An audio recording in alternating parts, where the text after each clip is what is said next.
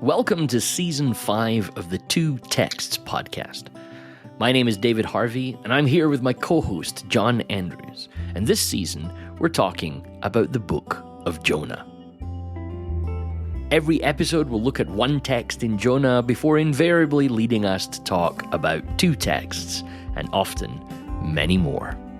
John, it's good to be back with you. I realize that we try and release our podcasts with a rhythm and a frequency, but we sometimes have to do a sort of bulk of recordings because of one thing, and sometimes we're recording every other week. So there's times where we see each other all the time, and then we're actually coming in to record now, ironically, about Jonah and his great travels. And I think both of us have been around the world in different directions since we last sat together. I mean, it is amazing. It is amazing. Yes, so I think I spent a total of just under 7 weeks outside of the UK. So I did sort of just about 5 weeks in Singapore, and then got home, teaching out there, and then got home, unpacked, repacked, and then my wife and I went to Malta. And we stayed in a hotel in St. Paul's Bay. And I actually saw a beautiful little church building there that was dedicated to St. Paul. I think I sent you some of that stuff through, didn't I? Yes, absolutely. Beautiful stuff in... there were various languages that the Acts 27 text was on the walls, which was beautiful. Greek and English. I was a bit sad there wasn't a Hebrew text. I thought, it was the language of Paul. It would have been good to have that up. But and then we saw from a distance the statue erected to St. Paul at the edge of the bay. But 31-degree heat. It was pretty marvelous. So yes, yeah. So it was wonderful to visit Malta. All the listeners of our podcast will also be pleased to know that before you left to go to Malta, I passed on really helpful advice. I text John things like stay away from rocks and avoid fires that look like they might contain snakes. Yes, indeed. Yes, anything that looks like a snake, avoid. Absolutely. Yes, it's true. Although I was actually on a wee bit of a tour, and it was a funny, ironic little moment. My wife and I had a laugh out loud moment because we were on this hop on, hop off bus with earphones on, and they referenced the fact of St. Paul having been bitten by the snake, and he sort of shakes it off. And since then, we've never had any poisonous snakes in Malta. So apparently now there's no poisonous snakes in Malta. So it's a bit like a sort of St. Patrick in Ireland and St. Paul in Malta. Yes. They seem to have this effect on snakes. So yeah, absolutely. It was all going on. Absolutely. I literally I was on the top deck, and people looked at me because I had a laugh out loud moment on Paul and the snake. So yeah. That's wonderful. I didn't know about that tradition, but I like that. I like that a lot. Absolutely. Excellent. So we're now in a little transition. We've spent a few weeks talking about Jonah sort of from a 40,000 foot level, and really spent some time thinking about how the first few verses of Jonah really set us up to what's going on in this wonderfully dense piece of Bible text that I think teaches us how to read the Bible, how to read the prophets, at levels how to make sense of aspects of Jesus' life and ministry. And so we're now going to start diving in a little bit more into the text itself from today. So that's going to be fun. That is going to be fun. Yeah. I mean, I have to say, I hope our listeners have enjoyed it. And I have been so blessed by the conversations. It's so enriched. It's amazing. And I hope our listeners pick this up. You and I have been around the book of Jonah a little bit. We've done various personal studies as well as community church studies around Jonah. And I'm going, wow, I didn't see that before. Or I've missed that, or I didn't quite understand that in that way. And I have been so enriched by taking the time in the overview. And I think, again, it reminds us again that at one level, and the book of Jonah represents this, it is a beautifully at one level simple story. There's a sense in which I could take my 5-year-old granddaughter through this story and we could read it from beginning to end and she'd sort of get the gist of it. And yet, like the Bible does, it is rich in layers, nuance, intertextuality. It's just an absolutely stunning piece of writing. And I think as we do a bit more of a deep dive into the text, that hopefully our listeners will see that even more and more as we go, because I'm certainly excited about some of the conversations we potentially could be having today. And so we probably want to repeat ourselves from time to time, just reminding us all of Jonah Jonah is working from certain assumptions, I think. I mean, Jonah, not the prophet, he for sure is working from assumptions. But the book of Jonah is assuming certain abilities, I think, from the reader to be deeply familiar with certain aspects of Scripture, to be familiar with certain tropes of Scripture. And so we'll repeat ourselves sometimes, not because we can't think of anything else to say, but I think just to keep highlighting, I think it's important to remember this.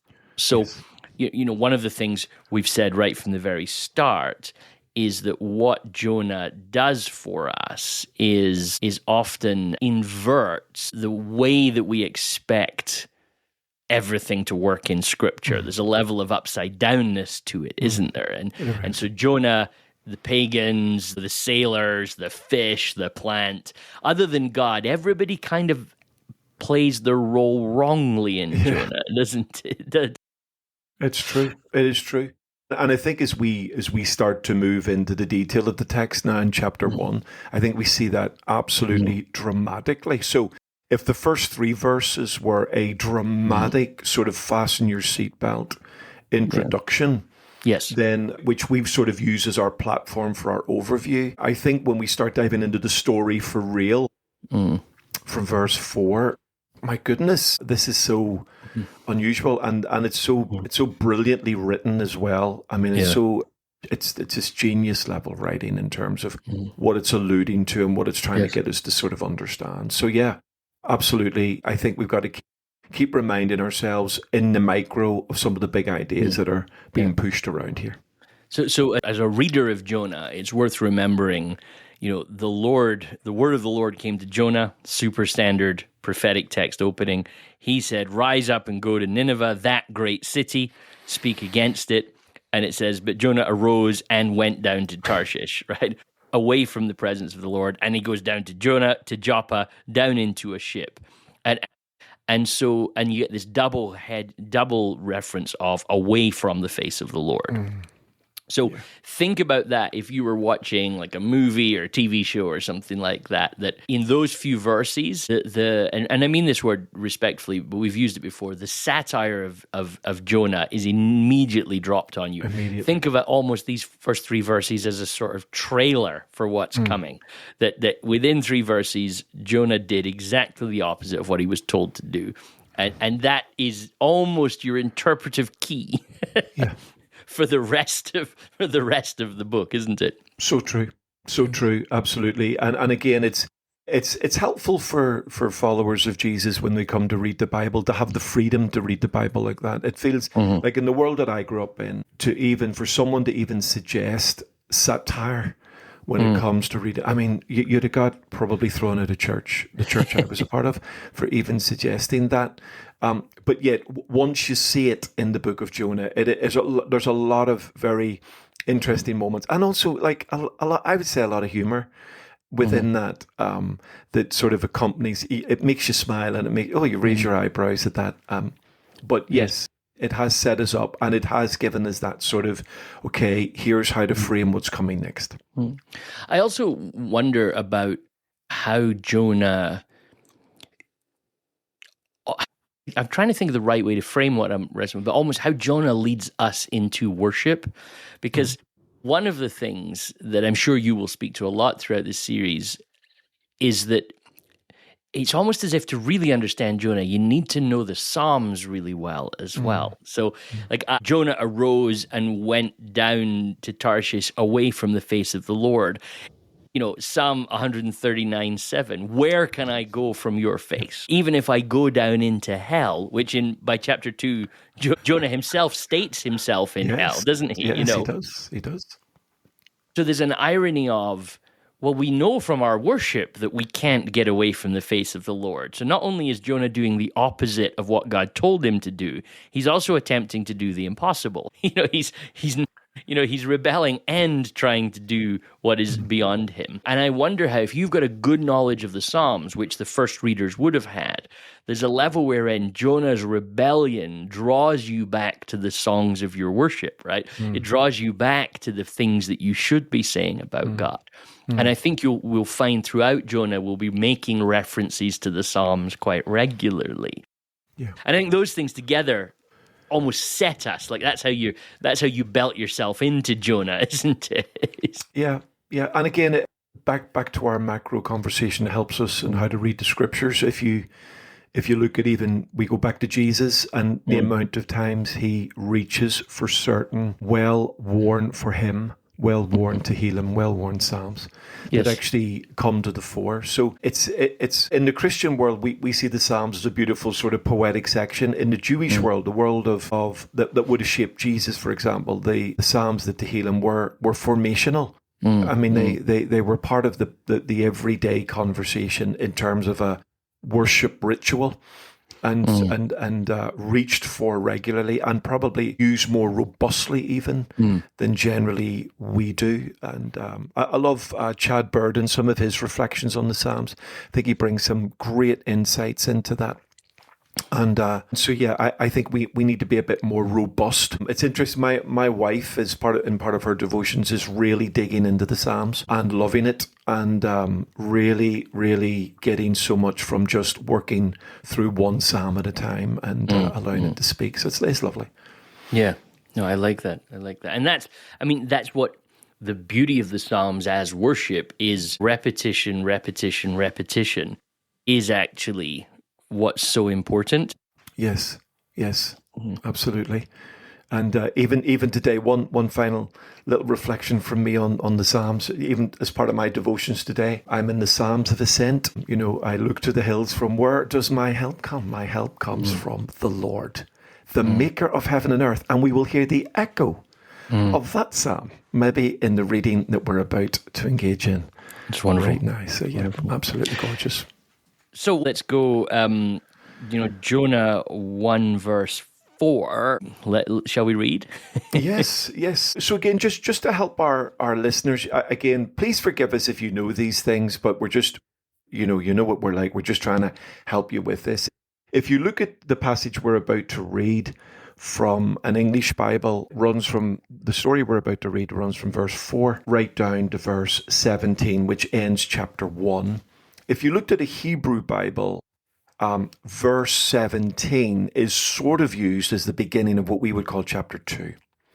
So in other words, they stop that at the end of the story we're about to read, and then the story about the great fish is like a new chapter. That's all rolled into that conversation. So we're going to read verses 4 down to 16. Reading from the NIV, but I might change the odd word every now and again, but we'll see how it goes. Then the Lord sent a great wind on the sea, and such a violent or great storm rose that the ship threatened to break up. All the sailors were afraid, and each cried out to his own God, and they threw the cargo into the sea to lighten the ship. But Jonah had gone below deck, where he lay down and fell into a deep sleep. The captain went to him and said, "How can you sleep? Arise and call on your God. Maybe he will take notice of us so that we will not perish." Then the sailors said to each other, "Come, let's cast lots to find out who is responsible for this calamity." They cast lots, and the lot fell on Jonah. So they asked him, "Tell us, who is responsible for making all this trouble for us? What kind of work do you do? Where do you come from? What is your country? From what people are you?" He answered, "I am a Hebrew, and I worship or fear the Lord, the God of heaven, who made the sea and the dry land." This terrified them, and they asked, "What have you done?" They knew he was running away from the Lord because he had already told them so. I find that just so funny. Sorry, I'm really sorry. I shouldn't have laughed, but I do find that, no matter how many times I read that, I find that funny. Verse 11, the sea was getting rougher and rougher, so they asked him, "What should we do to make the sea calm down for us?" "Pick me up and throw me into the sea," he replied, "and it will become calm. I know that it is my fault that this great storm has come upon you." Instead, the men did their best to row back to land, but they could not, for the sea grew even wilder than before. Then they called out to the Lord, "Please, Lord, Do not let us die for taking this man's life. Do not hold us account for killing an innocent man. For you, Lord, have done as you pleased. Then they took Jonah and threw him overboard, and the raging sea grew calm. At this, the men were greatly afraid, or feared greatly the Lord, and they offered a sacrifice to the Lord and made vows to him. Wow. Love it. My goodness, yeah. There's so much that you want to say almost immediately about a text like this. It's interesting, something to note, and again, all preparatory perhaps in the reading, and this might seem the weirdest thing to begin with, but I don't want to forget it. A mighty storm, so a great wind, a gadol in the Hebrew. So this great language is significant because we're going to end up with this at this great city, right? Mm-hmm. Which, of course, Nineveh is the only city in all of Scripture that's ever referred to as a great city. Amazing thought. So that's kind of interesting. But now the Lord sends this great wind. But the wind itself seems to have sort of its own life, doesn't it? You know, there's an anthropomorphizing also. You want to see that because that will happen throughout Jonah. Notice even the ship. The ship threatened to break up, right? Yeah. So we hear that neutrally often as English readers. We're like, the ship was about to fall apart. But the Hebrew literally has it as if the ship itself is a living thing in this story, and the ship's wanting to react and respond to what's going on. So the resistance that has been sent by the Lord in this wind, even the ship is responding to it while Jonah continues to be rebellious. Yes. And that sounds ridiculous as one of the first comments to say, but once you start to alert yourself to that in Jonah, and I know I say it a lot, but it's one of the things that makes me laugh about Jonah. Cows are repentant, right? Everything is acting. Quite often, everything's acting quite well apart from Jonah. So even the ship wants to lend in a hand to stop Jonah repenting. Sorry, to stop Jonah from rebelling. And yet Jonah himself, the prophet of the Lord, at some sort of sharing time on this ship, has even told them, I'm running away from the Lord. Absolutely. Yes, and it's interesting in verse 4, there is a double emphasis on kadol, that it's a double emphasis on great. So we've been introduced to this. We've talked at a macro level, sort of at the great, the themes that run through Jonah. And our English version soften it a little bit in that you have the Lord sent a great wind, and in such a violent storm arose. But you could literally translate that sort of great storm.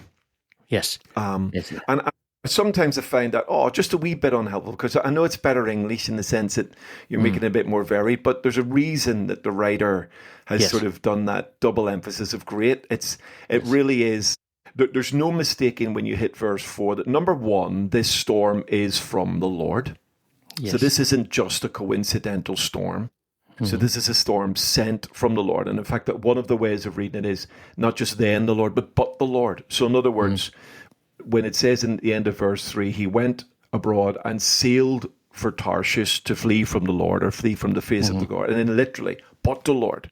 So the response of the Lord to the fleeing prophet is that he reacts. He's literally reacting and sending the storm. And the storm is of such significance that, as you say, that the ship itself seems to be sort of now drawn into the conflict.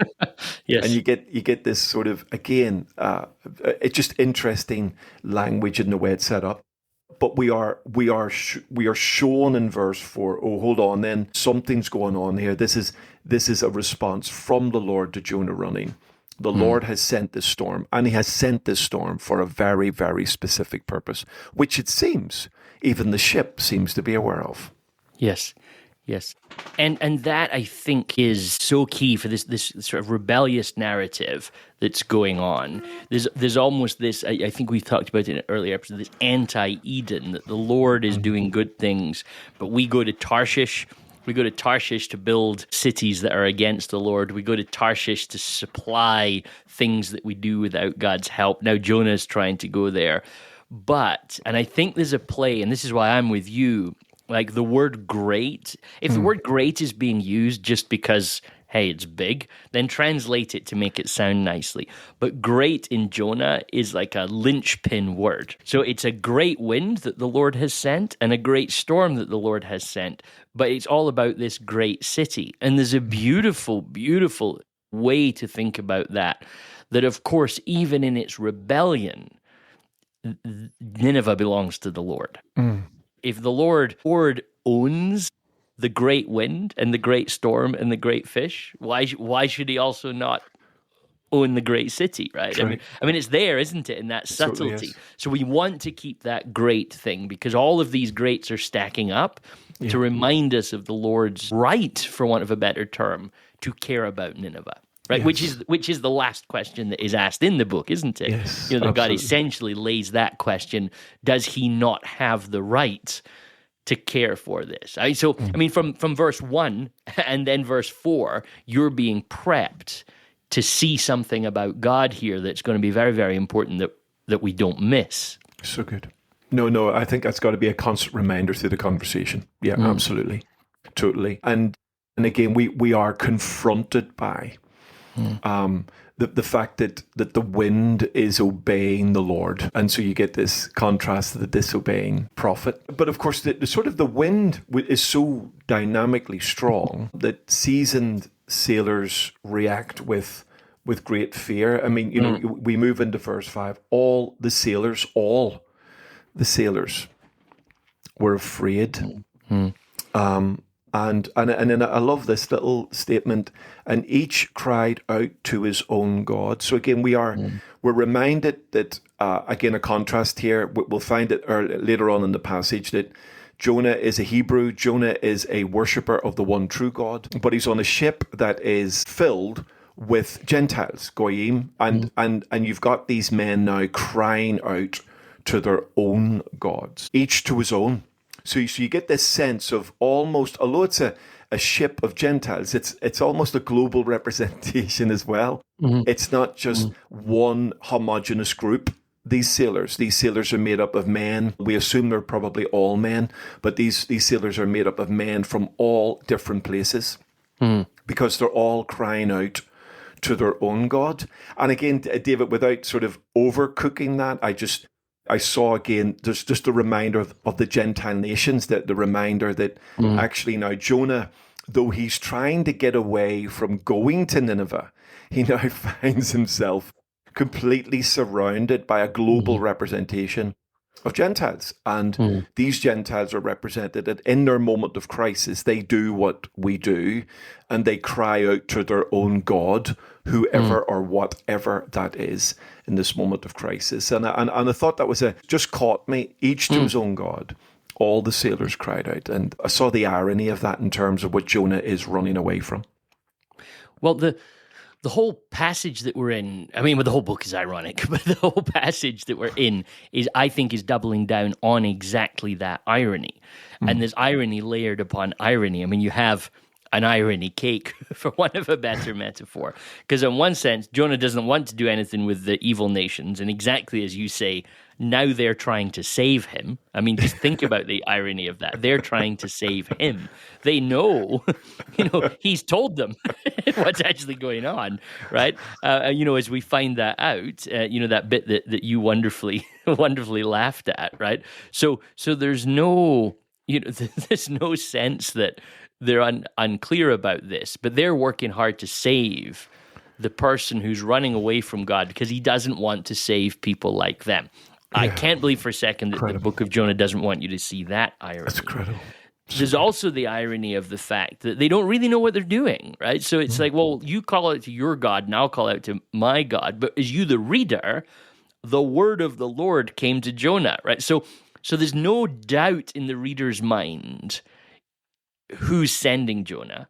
And then the Lord hurls a Gadol wind and a Gadol storm on the sea. So the reader also is in no doubt as to how they're in this storm. And yet The sailors don't know. Jonah does know, but he's sleeping in the hold of the ship in a real anti-Jesus type image, right? Because it's hard not to be drawn to the disciples True. in a boat, in a storm, and Jesus sleeping here as well, isn't it? Yeah. It's a gorgeous little reflection, that, isn't it? And the juxtaposition, of course, that if you go to the Jesus moment of sleeping in the boat, he's in the center of the will of the Father. And he's going exactly where he's supposed to be going, and he's doing exactly what he's supposed to be doing. And of course, you get this gorgeous moment where he stands and literally muzzles the wind and brings the sort of storm to attention. And you get this beautiful idea, that lovely contrast to Jesus. That, could we say this carefully, that the one who would stand up in a boat with his disciples and muzzle the storm and speak silence and calm to the wind is the one sending this storm to Jonah. So you can't feel but see these beautiful compare and contrast moments that do wink at you a little bit, and you see then that contrast, which is just quite dramatic. Absolutely. It's beautiful. It's beautiful. And so continuing those compare and contrast, then Jonah has gone down into the hold of the ship. So just in case you forget that, just in case you've forgotten that Jonah is not rising up and going to Nineveh, the writer reminds you, oh no, by the way, he's down in the bottom of the ship, and he's in a deep sleep, and I think that's sort of interesting. But the contrast you pick up on, like, I know that you've seen another contrast here of what the captain then goes, and now he wants to recruit Jonah to the calling upon just any God that might listen, right? And it's a really fascinating little interchange, isn't it? Well, it is. So as he sleeps, I think they work. So even though we now know they know why Jonah's running, we get that at the sort of later on. They're working very, very hard to try and save him. So they throw the cargo into the sea, verse 5, while he's down having a deep sleep at the same time. So they're working frantically above deck, he's sleeping below. And then you get these interesting words, David, from the captain in verse 6. So this is the NIV, and then I'm gonna nudge a wee bit of the language for us.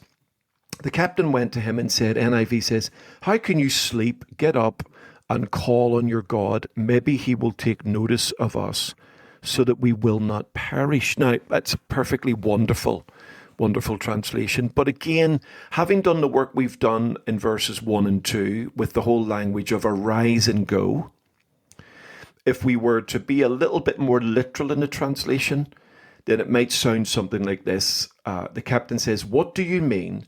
Arise, sleeper. Call on your God. Perhaps your God will consider us, and we may not perish." Now, there are two dynamic contrasts there to verse 2. So if you look back at verse 2, let's remind ourselves what verse 2 says. God says, "Arise and go to Nineveh, that great city, and cry against it, for the wickedness is come up before me." When the captain goes to Jonah, he uses, not exactly the same phrase, but he uses the same words. He says to Jonah, "Arise, sleeper," same phrase that God uses. And he says, when God says, "Arise and go," and cry out or call, the captain uses the same phrase, "Call to your God." So you've got this idea of arise, kum, which we've dealt with before, and then kara, to call. So if you're reading this in the Hebrew text, or you're hearing this read in synagogue, you've heard now the used language that God has used in verse 2. You've got this amazing echo. God says to Jonah, "Arise and go and cry out." And now the captain is saying, "Arise, sleeper, and call out." And it's exactly the same language. Kum kara. So it's absolutely, there's a lovely little, it's almost like the captain sounds a bit like the Lord here. So you've got this uncanny reminder to Jonah of something he's heard from the Lord. So now, almost similar language, the captain says to the man sleeping in the deck, arise and call, in the same way that the Lord had said, arise and cry. So it's a gorgeous little reflection. And then one other little thing that I saw in the captain's words. Well, can I just interrupt there as well Of course, to say of course. that don't miss that, like what you're saying, John, I mean, it's so important what you're saying, is that kum kara also rhymes, right? Yeah. So if you're listening to this in Hebrew, it has a rhythmic alliteration to it, which makes it easier to remember. It's not like in English, arise and call are two words that appear, get up and shout out, but because they rhyme. And of course, bearing in mind what we said about the Psalms earlier, rhythm and rhyme is so important in Hebrew poetry. Like, I just wanted to double down and say, I think what you're saying is so significantly important for reading this. The fact that it rhymes almost doubles down on that. That's the intention here, that you hear that. Yeah. And again, you're seeing that wonderful irony and satire all mixed in together. The captain sounds like the Lord. And he's a Gentile. And he's now telling the prophet to do something that sounds incredibly similar to the thing that God said earlier. And then there was just a little thing I saw absolutely blew my brains out when I saw the connection, and I hope it's helpful to people. But he says this, the captain goes on to say, perhaps your God will consider us so that we will not perish. And as I read that, as I was getting prepped for this, I knew I'd heard that before in Jonah. And the reflection is in Jonah chapter 3. So when the city of Nineveh start to repent and do what they do, the king says these words. King says these words in verse 9, who knows, God may relent and with compassion turn his fierce anger so that we will not perish. Now, I double-checked it in my Hebrew text, but the phrase that the captain uses, so that we will not perish, and the phrase that the king uses, so that we will not perish, velo noved in Hebrew, is identical. It's identical. So you're actually getting, the captain is sort of doing an echo back and almost a prophetic nudge forward in his words. In his words to Jonah, he's reminding Jonah, does this sound familiar to you? Have you heard these words before? And then in the other side, these half of the sentence will be words that Jonah will hear again when the king repents in Nineveh. And I'm going, my goodness, that's unbelievable. That is so incredible. So in the words of the captain in chapter 1, we're getting an echo of the Lord, but we're also getting an echo of the king. And it's interesting that two Gentiles are saying exactly the same things. Perhaps the Lord will relent. Perhaps the Lord will consider us, and we will not perish. So you get this amazing thing that Jonah doesn't care if they perish, but the two Gentiles who use this exact phrase, the king and the captain, both desperately don't want to perish. They don't want to die. They want an alternative to this scenario.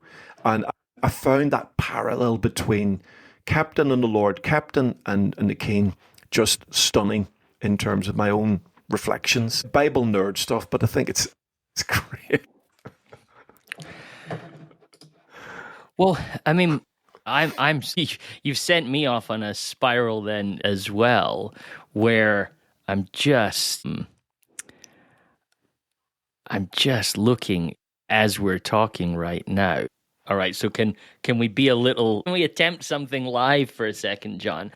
Jonah 3, verse 6, right? So we're back in the space that you've just cited. So you've just pointed out that in 1 verse 6, the captain says, and then maybe he will take note of us so that we will not perish, right? In Jonah 3, verse 6, when the news reaches the king of Nineveh, what does he do? He arose. He comes, he arises from his throne, right? So that's the first thing that he does. He arises from his throne. Then in verse 8, he says, let everyone kara to God, right? And in verse 9, he says, so that we do not perish. Wow. Come on. Seriously. That's so good. That is so good. I think It's what just will amazing. happen is maybe John and I will just take a break now and come back in the next episode with something else.